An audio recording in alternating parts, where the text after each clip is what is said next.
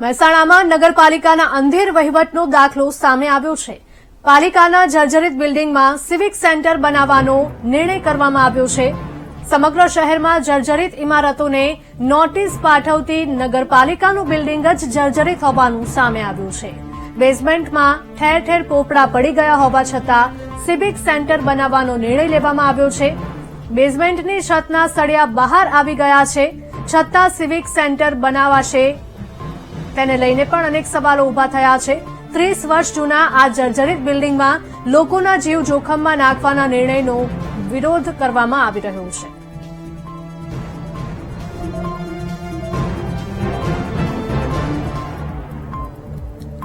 સંવાદદાતા નિસર્ગ જોડાયા છે વધુ વિગતો સાથે। નિસર્ગ, જણાવશો કે મહેસાણાના જ આ દ્રશ્યો સામે આવ્યા છે કે જ્યાં નગરપાલિકાના અંધેર વહીવટનો દાખલો સામે આવ્યો છે। નગરપાલિકાનું બિલ્ડિંગ જ જર્જરિત હોવાનું સામે આવ્યું છે। હિરલ, નગરપાલિકાનું જે બિલ્ડિંગ છે મહેસાણા નગરપાલિકાનું, તે આશરે 40 વર્ષ જેટલું જૂનું બિલ્ડિંગ છે। બિલ્ડિંગમાં ઠેર ઠેર પોપડા ઉખડી ગયા છે, લોખંડના તળિયા દેખાય છે, તિરાડો પડી ગઈ છે। ખુદ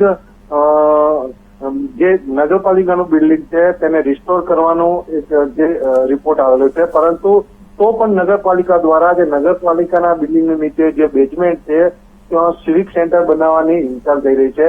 મહેસાણા સિટી 2 માં જે સિવિક સેન્ટર છે તેવું સિટી 1 માં પણ અદ્યતન સુવિધા સાથે સિવિક સેન્ટર બનાવ્યો છે, પરંતુ એ કહી શકાય કે જે આ જર્જરિત બિલ્ડિંગ છે, જે બેઝમેન્ટ છે, બેઝમેન્ટમાં પોપડા ઉખડી ગયા છે, તો પણ નગરપાલિકા દ્વારા સિવિક સેન્ટર બનાવતા લોકોમાં એક ચર્ચા જામી છે કે આવા જર્જરિત બિલ્ડિંગમાં પણ સિવિક સેન્ટર બનાવશે તો શું ફાયદો થશે?